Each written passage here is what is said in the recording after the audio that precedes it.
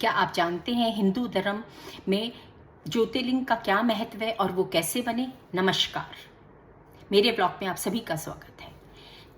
Lord Brahma, जिन्हें हम सृष्टि का क्रिएटर भी कहते हैं, और लॉर्ड विष्णु, जिसे हम सृष्टि का प्रोटेक्टर कहते हैं, एक दिन दोनों में बहुत बहस हो गई। दोनों बोले कि मैं बहुत बलवान हूँ, मैं बहुत शक्तिशाली हूँ, मैं ही सृष्टि को संभालने वाला हूँ। इसी आर्ग्यूमेंट के बीच में वहाँ पर एक बहुत बड़ा प्रकाश का स्तंभ मतलब खंबा आके खड़ा हो गया, जिसका ना तो कोई आदि था ना कोई अंत, मीन्स ना तो उसकी कोई स्टार्टिंग थी ना कोई एंड।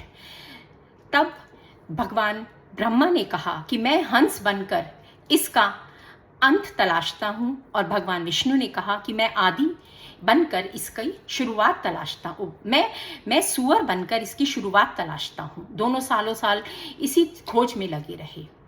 दोनों को बहुत समय लग गया, लेकिन वो इस चीज़ को नहीं खोज पाए।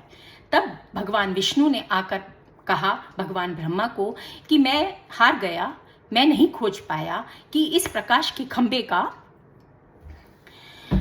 आदि कहाँ है। मगर भगवान ब्रह्मा ने भगवान विष्णु से झूठ बोला और उन्होंने कहा कि मैं इसका अंत खोज लिया है, मुझे मालूम है कि इस प्रकाश के स्तंभ का अंत कहाँ पर है। उसी समय भगवान शिव वहाँ प्रकट हुए। उन्होंने कहा कि मैं ही इस सृष्टि के इस प्रकाश के स्तंभ का आदि और अंत हूँ। दोनों बहुत चकित रह गए।